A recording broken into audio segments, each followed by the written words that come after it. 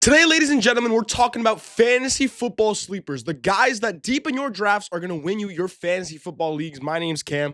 This is Aiden. We're back again with All Talk Fantasy. Today, we have 5 sleepers, maybe a bonus at the end. We'll see how it goes.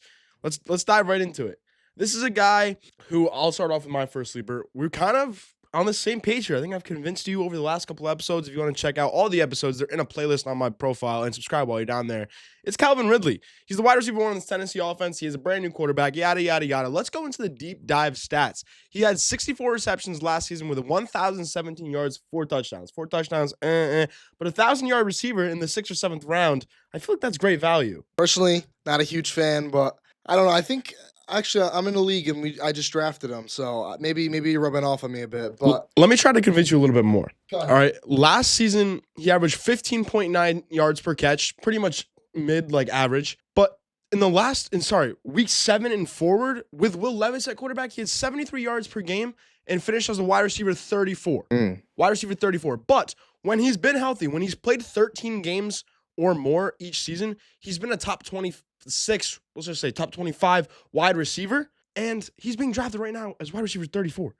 I don't know. Like, he's 2 straight 1,000-yard seasons. At a peak, Calvin Ridley was a 90 reception, 1,300-yard, 9-touchdown guy. Now, that's all pro level. Matt Ryan, Falcons, Calvin Ridley. I understand he's older. He has Cam Ward, number 1 overall pick at quarterback, but in the 6th or 7th round, you're not going to get this kind of value. I believe Calvin Ridley is a sleeper of the year.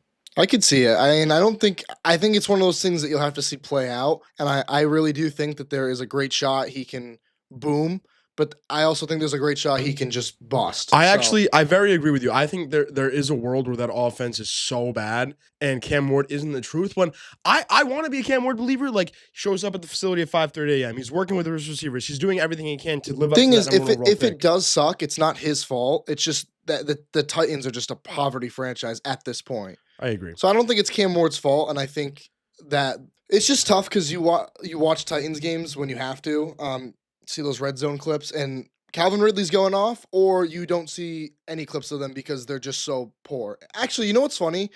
The amount of times that they'd flash in, and it would just be a Will Levis lowlight. Yeah, and that's what you'd see. You wouldn't see a touchdown or anything. Yeah, for like 4 weeks straight, it'd be like the fumble here or where he's like this. Yeah, but let's go into your guy who's also on the older side, has a crappy offense, but I think that both Calvin Ridley and this guy could be the star of their offense and obviously the fantasy piece you want. If I told you 2 years ago, last year, that you could grab Alvin Kamara as running back 16, you'd say, let's do it. Yeah. So why are we drafting him so low? Offense is bad. He's 30, and his touches have been declining. But it's Alvin Kamara. I don't know when touches was really a big deal. We all know he's a receiving back, and I don't think there's another back on that roster. No. I don't think there's any backups at all on that roster that should scare any position. Yeah, I mean, I know they drafted a rookie running back, but those are in the deeper rounds. And Alvin Kamara he works through that pass PPR catching like it's nobody's business. Like, he could get 9 points alone just from nine receptions a game. I mean, that offensive line is so poor that don't be surprised when you see like major screen passes coming for him. But anyway, so last year finished as he was the RB9 overall last season. RB9 overall last year. RB5 in PPR points per game at 18.9. So when he's playing, he's scoring that 18 points per game, which is an absolute insane mark. If you're going to, I don't know where Calvin Ridley's ADP is, maybe 3rd round, 4th round? I think it's 3rd round, right? There's no 3rd, 4th round. If you get him in the 4th round. I saw him in a 10-man go in the 4th. See, 10-man is tough. I feel like most people are playing. Let me know down below. What type of league are you playing? Are you playing half PPR, full PPR, 10-man, 12-man, super flex? Let me know down below. I can't stand 10-mans. I can't stand him either. But Calvin Ridley in the 3rd or 4th round. Sorry, Alvin Kamara in the 3rd or 4th round. I don't hate it, especially if you already have a running back. To me, it's one of those, like, you punt running back, and then you see Kamara there, and you're like, okay, well, I've punted running back. Maybe you picked up, I don't know, maybe you got one of the elite receivers in the 1st round, and then you picked up, like, a Lad McConkey JSN, or one of the quarterbacks, Lamar, Josh Allen, whatever route you want to go down. So you're at one of those back-to-back type of picks, middle rounds, doesn't really matter. You see Kamara, and you know Kamara is just one of those safe nets for me where you just know what you're going to get out of him. And even on that Saints poor offensive line, he's still shown flashes. For example, I have that he's had 68 catches on 89 targets. He actually has a 16.2 target share as a running back, which is crazy. Yeah. So, I mean, the ceiling is still there. We've seen in games. Last year, he had a 42-point game, and his second high was a 21-point game, but still. I think he's got one of the higher floors. Like I think Alvin Kamara is a perfect pick if you're in that situation where you take, let's say in the first round, you take, I don't know, Nico Collins, right? And then you take Brock Bowers, right? And then you don't have a running back, one of those elite running backs. I feel like he could easily be the lowest floor. Like at the lowest, he could be your safe RB2 play every week. And maybe you throw darts at like a Tyrone Tracy and maybe he becomes your running back one. But I do like Alvin Kamara. I think if you're drafting him, you're drafting him with the intent to go get a high upside guy later on, like a Tracy, like a, I don't know, one of those like Isaiah Pacheco, one of those running back ones that could boom, but could bust. You're gonna hope on it. Let's do another guy who I think could boom or bust, and I think this is one of the later round picks that I genuinely think could win your fantasy league. Now, last year you can preach for me. I drafted Jayden Daniels in the 13th round of our league last year. Now, I also had Christian McCaffrey, so my team didn't play out exactly how I wanted it to. But I see another high upside quarterback in one of the 10th, 11th, 12th rounds. Right now, he's being drafted 111th overall, quarterback 23. And this could be a homer pick, but I genuinely think the rushing upside of Drake May, the brand new head coach, brand new offensive coordinator, brand new wide receivers of Drake May could elevate this offense. I mean, you said it before we hit record. They could be the 2 seed in their division this season. I was just saying that, yeah, I do like the Pats this year. Drake May, I think, is a perfect pick. He had 400 rushing yards last season when he only played, I think he played like 13 games, something like that. Like came in week 5 or week 6, and then he sat one of the games, and he also got hurt, actually, one of the games. But he had 400 or 500 rushing yards last season, and he didn't have any design plays. No play call to direct to Drake May was, okay, you're going to QB draw. Okay, you're going to run out to the right. How? I don't understand when you have a guy at UNC who passed for 8,000 yards and 1,200 rushing touchdowns. Sorry, 1,200 rushing yards, 1,200 rushing touchdowns would be insane. I don't understand why you don't use his legs. He's going to be an offensive threat with Stephon Diggs. Now, I know it's a little washed Stephon Diggs, but compared to every receiver that Mac Jones, Drake May, Bailey Zappi has had, he's the best. He's the best since Brady's era. I definitely think there's a huge jump for Drake May, and I don't think the Patriots even have to be that good for him to be elite. I also like that under new coaching now, I really think Vrabel is going to give him a shot to really show what he's got outside of that Gerard Mayo offense last year. I really think he's going to he's going to run more. I think he's going to give him just more play designs where he really works in the field. Absolutely. I mean, you see him and maybe I see him more because I see the clips on Twitter because I'm a Pats fan, but he's hitting Mac Hollins for wide open 50-yard touchdowns. He's hitting Stephon Diggs. Stephon Diggs was great. Travion Henderson, who could be it could be an easy screen pass for Henderson. He could run in for a touchdown. So I think Drake May is a great value. I would love to hear your second sleeper. My second sleeper. At first, this guy was a throw-in. Then I researched a little bit more. I have a rookie now, Caleb Johnson of the Pittsburgh Steelers. Love me some Caleb Johnson. After doing my research, in my opinion, this is Najee Harris 2.0, but hasn't played a game yet. So he is, he's 6'1", 224. His ADP is RB 28, 6th to 7th round. So pretty much he just has to be the best running back on his team to beat out his ADP. Because there's 30 starting running backs. Pretty much he just has to be the best starting running back on his team, which we talked about Jalen Warren a little bit, but I would love to hear you keep going. Sorry to cut you off. No, you're good. In a couple drafts that I've been in or seen, him and Jalen Warren are actually back to back. They are very similar in ADP. Who would you rather have? I think Warren will be the one to start, but I do think that when it comes to third, fourth down, he is where he's going to really eat. I mean, at Iowa, he had 240 carries, 1,500 yards, 21 touchdowns, and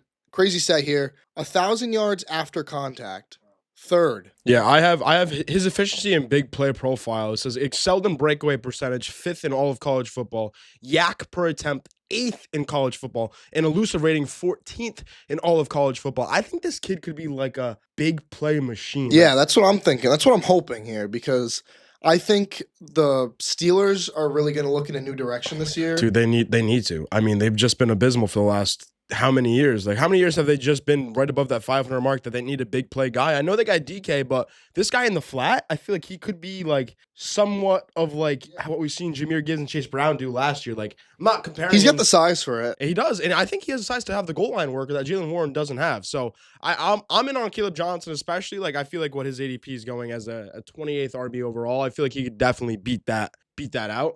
Yeah, I think he's ideal in some of the, again, these zero RB type of drafts where you punted running back, maybe you got Kamara, and then this is perfect. This goes right into you got Kamara, and now we're in the 6th or 7th round, and you still punted running back. Here's a guy with high upside. Definitely. I think if you do, though, like if you're looking at it like that and you have Kamara and you have Caleb Johnson, I would continue just to throw darts at the running back position because you'll probably not be able to fly with both of them. But if one of them hit, you're sitting happy. And another thing that makes me happy is Dabble Fantasy.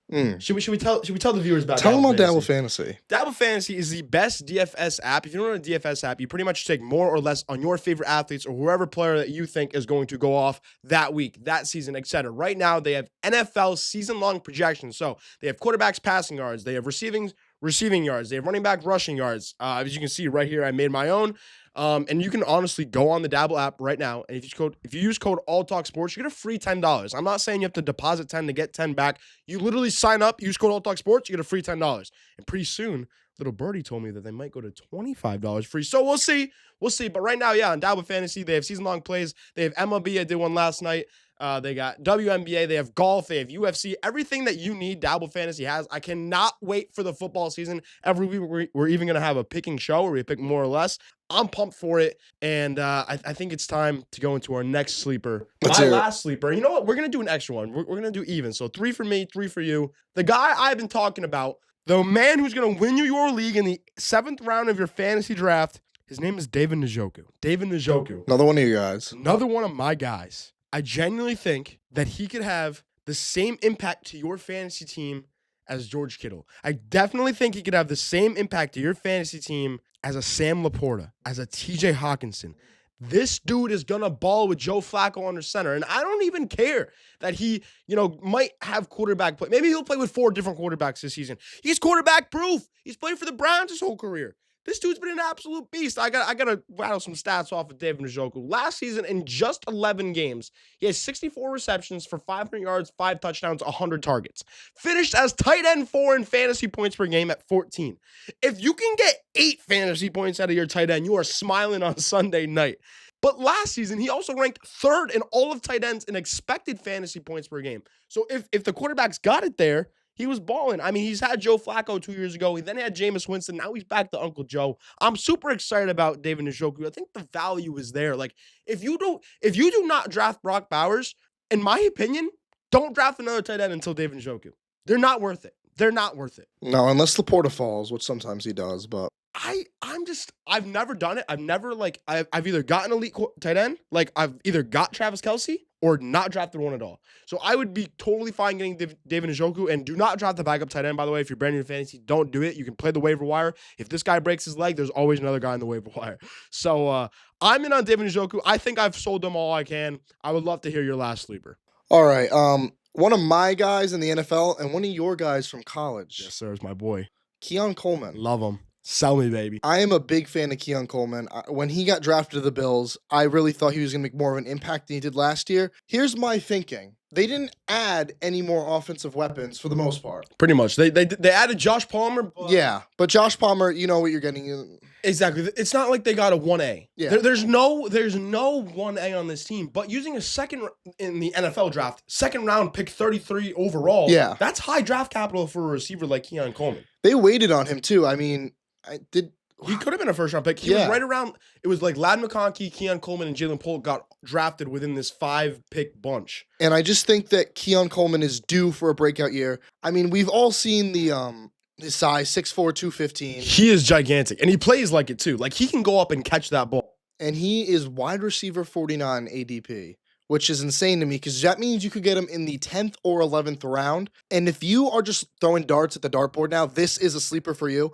Now, I'm not going to wow you with his rookie stats, 29 receptions on 57 targets, 556 yards, 4 touchdowns. But the tapes are there. The tape is there. If you go look at his highlights, him and Allen, it looks like they have a connection. He just makes spectacular catches. And I think if this rubs off and continues to work out this season, I really think these stats will bump up completely. I mean, it definitely helps that he's on a great offense and he has a top 3 quarterback, maybe top 2 quarterback on his team.